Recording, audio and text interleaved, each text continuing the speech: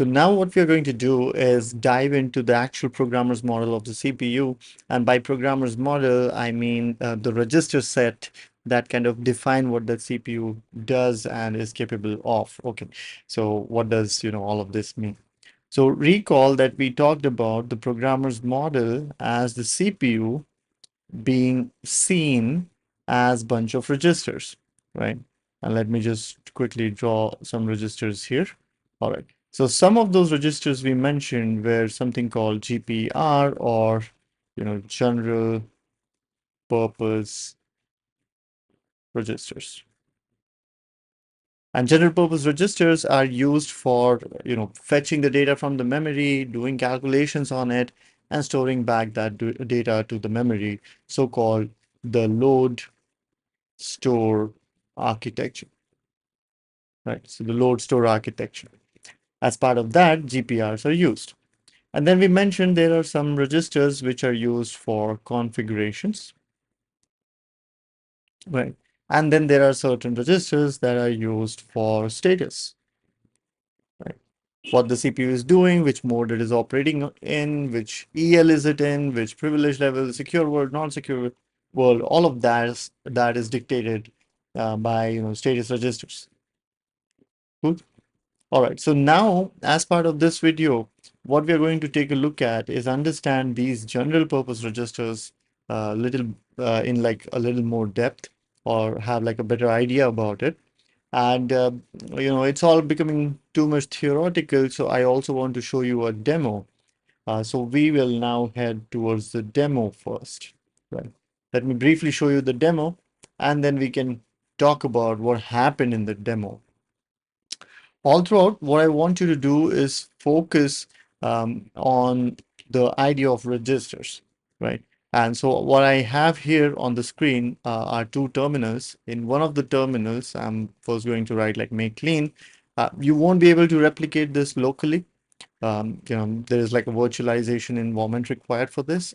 I'm using Docker, but just follow along, and the focus is on registers, right? So let me just go ahead and do make. So some software got compiled here. So the idea is that we have, this ELF file generated here. That is what we need. All right. So let me just then type make debug, and then, something happens. Let me get rid of this. Let me go to the other terminal and do make gdb, right? And look what happens now. So on the screen, you see obviously a lot of green numbers, but then on the left, you'll see a lot of names here, and they have a meaning. My proposal now is that what you see here, under registers, are like a huge subset of the many possible registers that the A-class 64-bit CPU can have, the V8 ARch64-bit processor can have. And again, these are only a subset, not all. What this is, we'll come to in a while, but just notice that there are so many registers. And my claim is, if you have an idea of what these registers do, what they influence or what status they reflect, you become the master of the A-class CPUs. That's my claim. Now, should you know all of these registers? Well, trust me, I don't, and the best of the best CPU person that I know of also doesn't. What they do know is the absolute critical registers. And the other skill that these people have is, on demand, they can get into the documentation, search for the right register, read and write the value to it, and get the processor to do something, right? So long story short, what you see on the screen is a view inside of the A-class CPU. And these registers, as you can see, are many, but we'll only focus on a subset of them, going forward. And once you know those, you will kind of, be useful on a team which is dealing with A-class CPUs, and you can then, contribute and find your path forward. That's the idea. Okay, now let's talk about, let me get rid of all of this, and, let me clear my screen here. Let me go ahead and get rid of this. All right, perfect. Okay, so now let's talk about what happened. What did you see on the screen, and where did all of that come from? So first off, let me take myself here.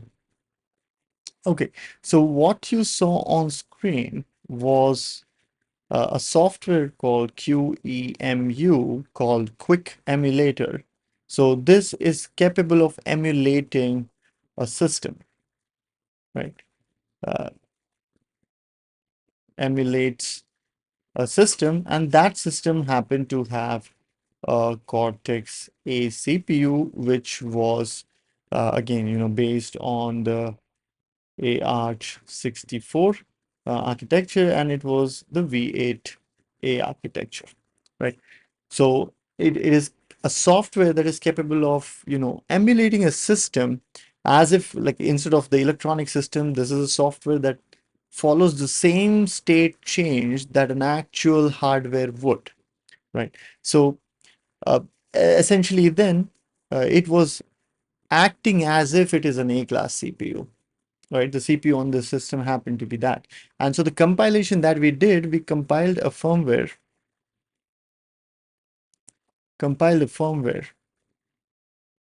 right?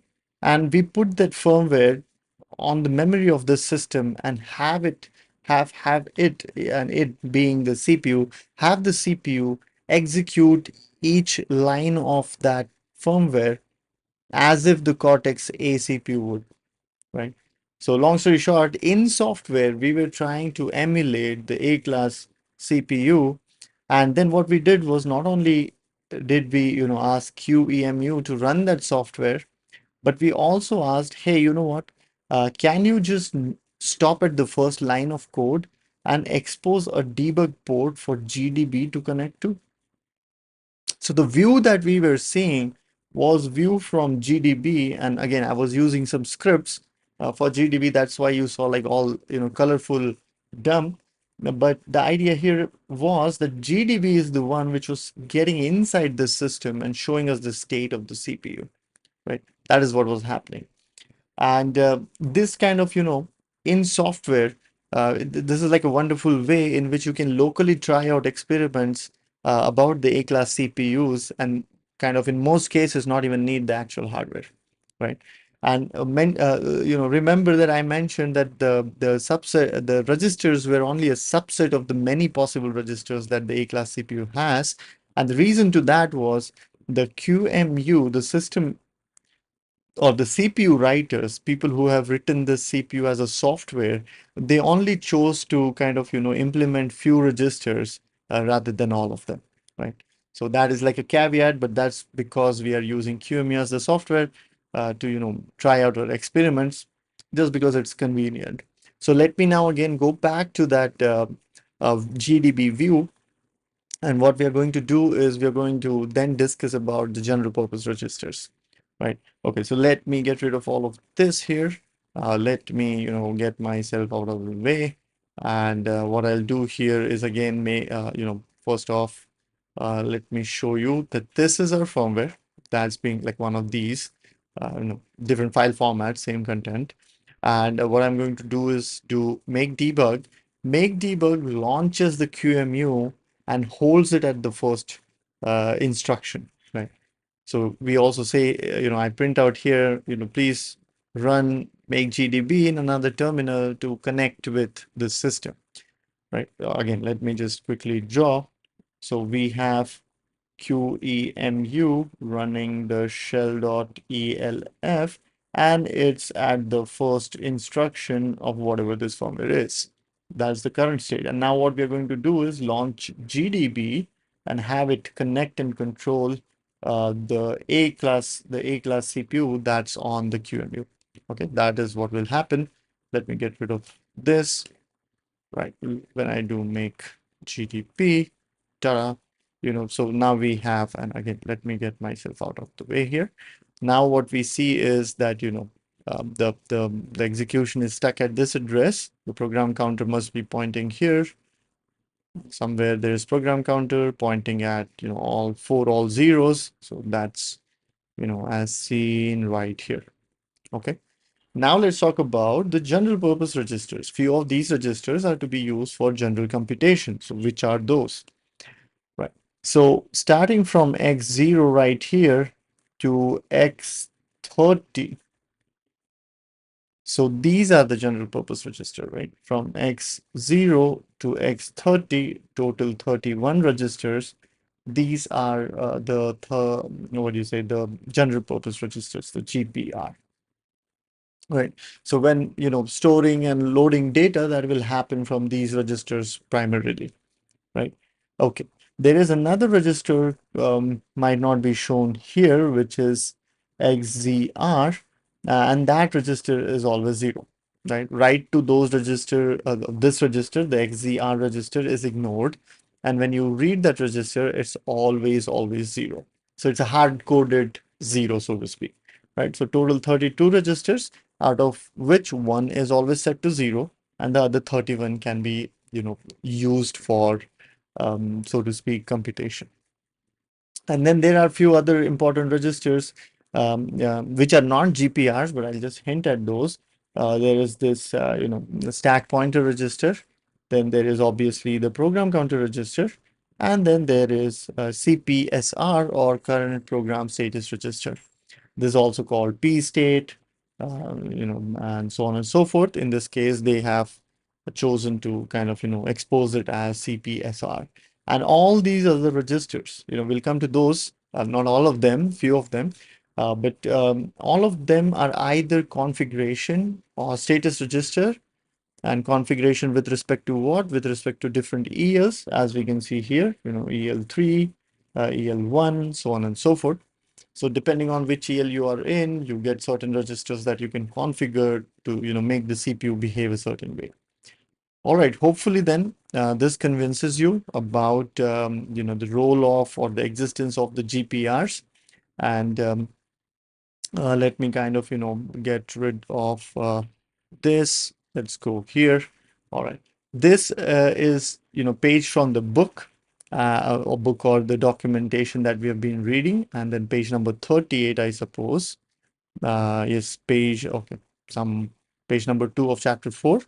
That kind of lists, the registers, the GPRs, right? And as you can see, goes from X0 to X30 here. Now, there is a mention of, W0 also, and that has like a thing to it, which is if we are reading into X0 register, then these register happen to be like 64-bit. So all of the 64-bit is read and written to, right? But if you're referring to it as W0, then only the 32 bits will be referred to. This is like a provision that ARM has provided, that there are 31 registers, but they can be named as, or you can use the name X0 or W0 depending on whether you want to access 32 bits or 64 bits, right? And these registers are available in all the ELs. And, again, going kind of, okay, let me just move forward here, go down. Yeah, so this is what I was explaining, that WN represents 32 bits, lower 32 bits, while XN represents all of 64 bits.